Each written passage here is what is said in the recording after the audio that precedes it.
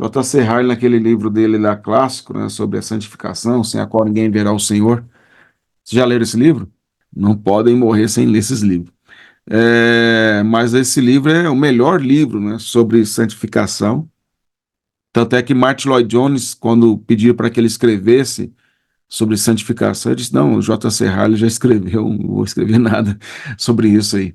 E uma coisa que ele fala, né, em alguns momentos, é isso, que a transformação da mente e a questão de que o crente ele é conhecido tanto pela paz no seu interior, como também pelos seus conflitos, pelas guerras no seu coração.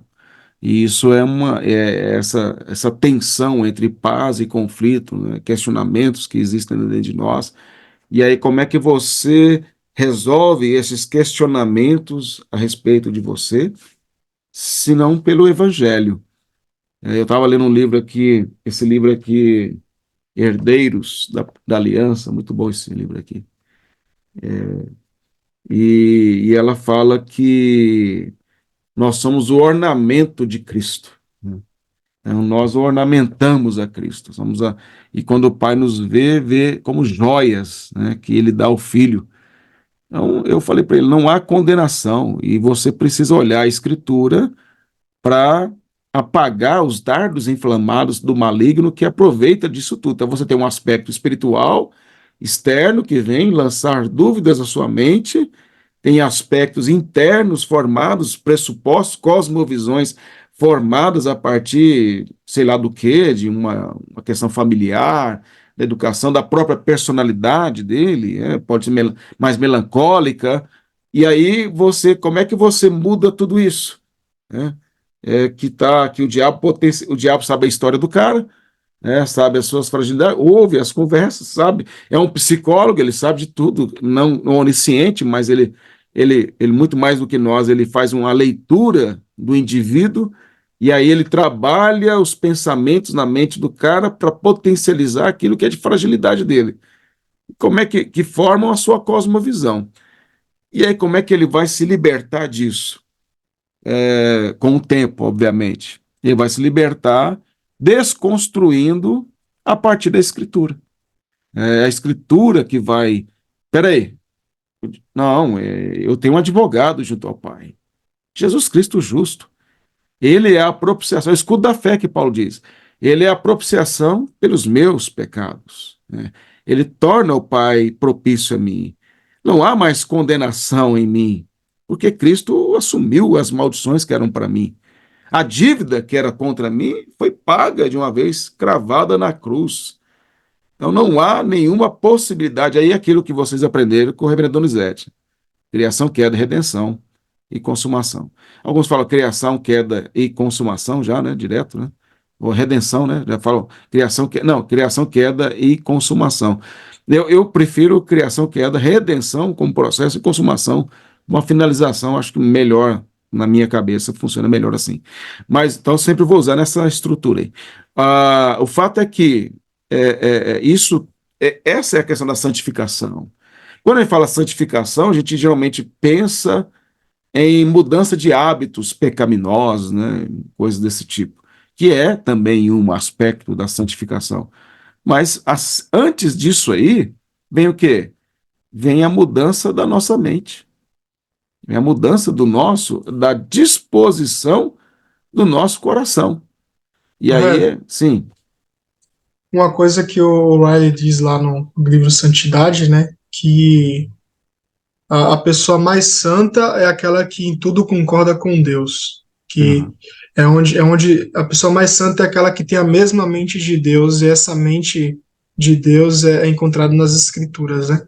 E aí, lendo o livro lá do Philip Ryken, ele fala uma coisa muito interessante nessa parte de redenção, que ele diz que a morte e a ressurreição de Cristo ocasionou a morte e a ressurreição da nossa mente, nossa, repete de novo, foi né? bonito, hein? Fala aí de novo. Ele fala, né, que a morte e a ressurreição de Cristo ocasiona a morte e a ressurreição da nossa mente. Poxa, legal lembrar disso. Bom. Então assim como, né, como Cristo morreu e ressuscitou para a vida, a nossa mente também, a mente antiga, né, do velho homem morre e ela ressuscita para ser uma Uhum, nova mente, né? Então uhum. aí essa questão que o senhor falou, né, de ter pensamentos diferentes, né, uma mente diferente agora. Muito legal, muito, só, Deixa eu ver só a página aqui. muito profundo, né? São, Telefone. são pensamentos que você tem que estar lendo, você tem que parar, ficar, poxa, Aqui, ó, cara, a uau. página 78, né? Logo, um pouquinho logo acima do título aí, Redenção Cósmica, aí ele fala, em outras palavras, a morte e ressurreição de Jesus possibilitam a morte e ressurreição da mente cristã. O Espírito Santo, que trouxe Jesus dentre os mortos, está agindo em mim para restaurar o conhecimento de Deus, de mim mesmo e do mundo que foi perdido pela queda. Poxa, muito legal, muito. Veja,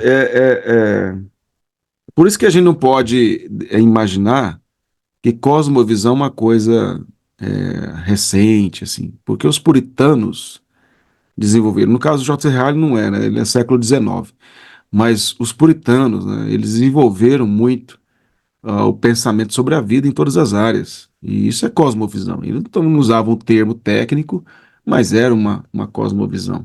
E a gente vai depois falar sobre isso. Mas o fato é que a gente estava nessa questão da santificação. É, a- o quanto que esse conceito da santificação associada à cosmovisão, ela é importante no pastoreio da igreja. Quando você olha para os membros, a maioria pensa, consciente ou não, que santificação é ativismo religioso. Frequentar a igreja, ter cargos na igreja, ter sido criado na igreja, criou os filhos na igreja, os netos na igreja. Então, é uma pessoa santa. Isso é catolicismo romano. Né? Essa é uma visão católica. Isso no nosso caso. No caso do pentecostal, do neopentecostal, é as campanhas que ele faz, né? Os dons que ele tem, que exerce e assim por diante, tornam. É um ativismo religioso de uma outra maneira. Agora, o que que a cosmovisão nos mostra biblicamente? Que antes de fazer qualquer coisa, eu preciso ter o meu coração e mente transformado. É o Sermão do Monte. O Sermão do Monte mostra que o cidadão do reino dos céus, ele é um cidadão, primeiro, ele é alguém que serve ao Senhor e que tem as convicções cravadas no seu coração. E ele deseja honrar ao Senhor, deseja servir ao Senhor. E aqueles que pregam em nome do Senhor Jesus, que fazem milagres, que curam, que libertam e tal, lá em Mateus capítulo 7, são os ativistas religiosos que, na verdade, não pertencem ao reino dos céus. Eu nunca vos conheci. Apartai-vos de mim, vós que praticais a iniquidade. Aqui na igreja tem tido um parênteses aqui, uma experiência muito interessante, porque eu comecei a pregar o Sermão do Monte de Mateus em dia 8 de janeiro do ano passado. E eu estou no capítulo 6, sobre o jejum agora. E, e assim, é diferente, porque não é normal hoje a igreja querer tanto tempo assim. E as pessoas têm gostado, sabe? Por quê? Porque o Sermão do Monte são vários temas, né? Nada é repetir. São vários assuntos ali que Jesus trata e que Mateus colocou. Mas eu estou lembrando o Sermão do Monte por conta da santificação, por conta dessa mudança da mente. E é isso que nós temos que mostrar aos membros da igreja. Você tem que ter uma visão de mundo bíblica. Você não pode ter uma visão de mundo secularizada, alterada. Mas aqui, vamos lá. Cosmovisões, né, que estão presentes no indivíduo a partir da sua região, por exemplo, né? A visão de mundo em alguns aspectos secundários. Aí você tem elementos primários e secundários numa cosmovisão, né? Há elementos secundários que não são errados nem certos, assim, vamos dizer, não tem valor moral no aspecto. Tem região em que as pessoas elas gostam mais de tocar, de abraçar, são mais afetuosas, assim. Há outros que são mais formais. Que é isso? Não tem nem nada, eu não vejo nenhum erro nem acerto. É questão de costume, são coisas secundárias. Britânicos, exemplo, né? Aham. Britânicos e brasileiros. Exatamente. O americano também, né? Eu lembro uma vez que eu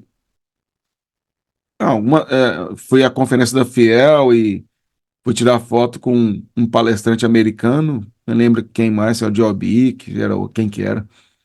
Aí fica duro assim, né, igual um pau, né? Pra tirar foto. O brasileiro já. Tá, já. Tá, é natural em nós isso. A gente quer abraçar, quer ali. O americano não, ele é assim, parado, assim, né? Com os braços assim. Você parece uma cara frio, né? Não tem. Então é questão de. Não tem certo e errado nesse sentido, mas é uma questão de cultura. O indivíduo desenvolve a partir disso. Quando você está inserido dentro de uma cultura regional, você não percebe os erros da sua cultura, da sua região. Só quando você sai e vai para outras regiões, no caso aí estou falando só questão regional, você, poxa, nunca tinha percebido isso e começa a enxergar as coisas, né? Foi assim comigo, pelo menos, quando eu saí de Goiás para ir para o seminário. Aí eu comecei a perceber algumas coisas erradas ou certas da minha região, como aqui, por exemplo, em Limeira, que é uma cidade do interior de São Paulo, mas que tem tem paranaenses, tem mineiros, né? E pessoas e daqui mesmo. E aí você tem, na minha igreja mesmo, tem pessoas de diferentes regiões do Brasil nesse sentido. É mais mineiro, tem muito mineiro, filho de mineiro. Mineiro tem demais aqui em Limeira, alguns paranaenses, alguns goianos agora, não somente eu, mas tem alguns outros goianos, e que você vê diferenças na forma de tratar, de conversar, porque cada um tem um jeito. Muitos pressupostos são formados em nosso coração, trazendo aqui o pressuposto como uma base da cosmovisão, que inclusive é falado dessa maneira. Muitos pressupostos são formados em nós a partir da criação, pressupostos corretos ou não, né? E se é uma família com pressupostos cristãos, né, que procura educar conforme a aliança, os pressupostos serão, né, na sua maioria, corretos e vai formar um caráter, tende-se a formar um caráter mais forjado ali no Evangelho, nos princípios da palavra de Deus. Mas se é uma família desestruturada, né, sem referência moral e assim por diante, vai formando também pressupostos errados.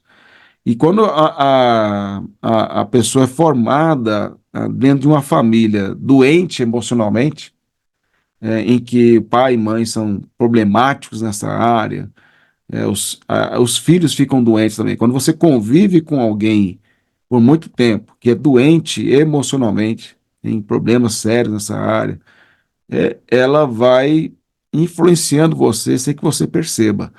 Imagine então uma criança sendo formada por um pai e uma mãe, ou um pai ou a mãe, ou os dois, com problemas emocionais sérios. Isso vai criando sérios problemas também nessa criança na medida que ela vai crescendo.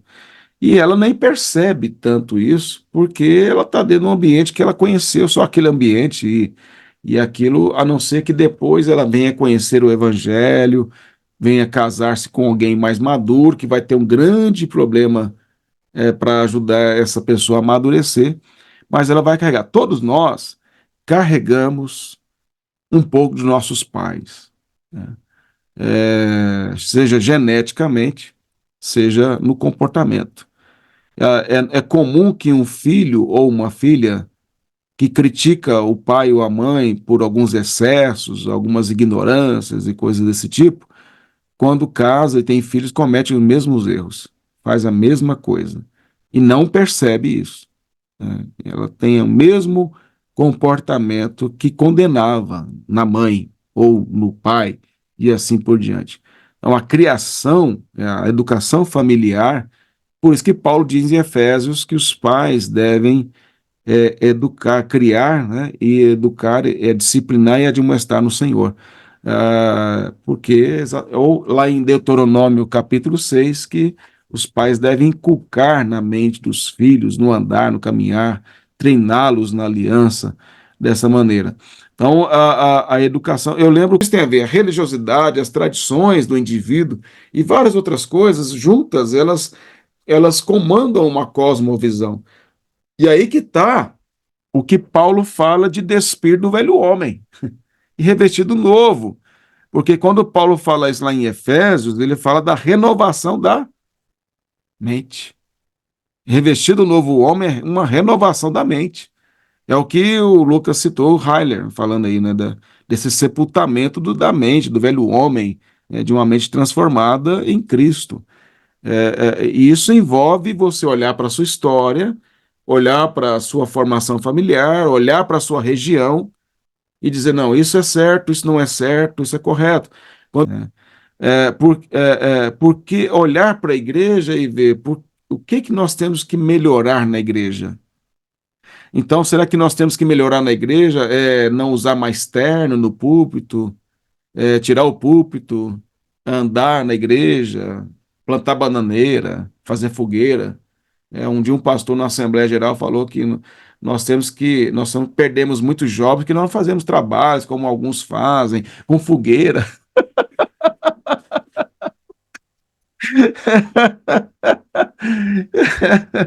Não, a cosmovisão, peraí, a igreja conservadora, à luz das escrituras, da herança reformada, das confissões e da de Westminster, principalmente, que é o nosso símbolo de fé, ela tem alguma coisa contrária? Se tem, então vamos imaginar assim, ela não tem uma visão missionária madura que os reformados tinham.